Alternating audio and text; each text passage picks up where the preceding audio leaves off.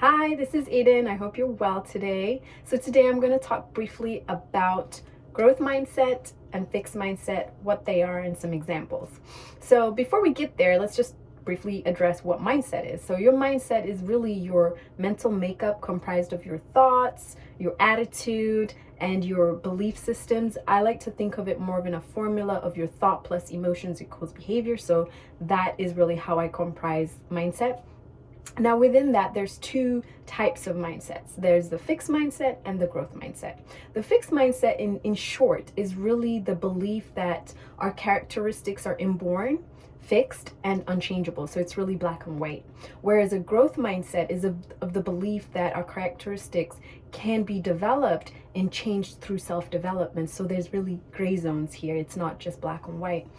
Examples of a fixed mindset would be something like either I'm good at something or I'm not. Case in point, there's just A or B. There's nothing in between. You're either good at it or you're not.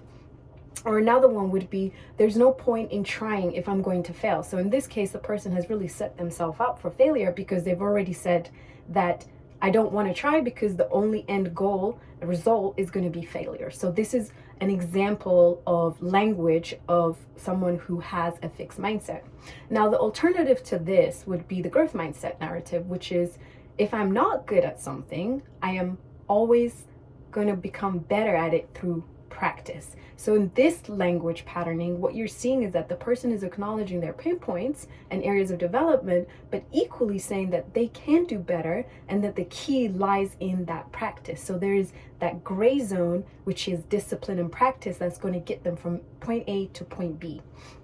Another example would be I see failure as an opportunity to learn and do better next time. Now here, it's a clear example of a growth mindset because they're saying, look, I failed at this task, but I'm going to do better next time because I failed and now I know what that is, and now I'm going to improve myself. So there's an understanding that that is not the end, that failure is not going to stop the individual from winning the next time. And so by having this type of mindset, it allows you and I to think clearly, to be more creative. And it's so important, especially with creativity, because having a fixed mindset really stifles that. And so when you optimize a growth mindset, it really helps with self-awareness, with flexibility, so finding multiple ways to do the same thing, as well as risk taking. And that's an area that is so important, especially in the entrepreneurial space, or even just when you're faced with key decisions to make, by applying a growth mindset that will allow you to make risk taking a day-to-day activity, and there won't be fear associated with that. But it also allows for being open-minded. And so when we're open-minded, we're able to see viewpoints from a 360 angle at a metadata level rather than just the individual perspective, which is my viewpoint of the world or your viewpoint of the world, which is very much based on a fixed mindset narrative. And lastly, it really allows for freedom. So when you adapt a growth mindset, what you're really doing is let your creativity really roam and be able to think outside the box and break boundaries. Now, having a growth mindset or fixed mindset isn't just you're there or you're not there. You can go through gradients depending on your situation. So give yourself some grace. Understand that in some areas of your life, you may be adopting a fixed mindset, and in other areas it may be growth.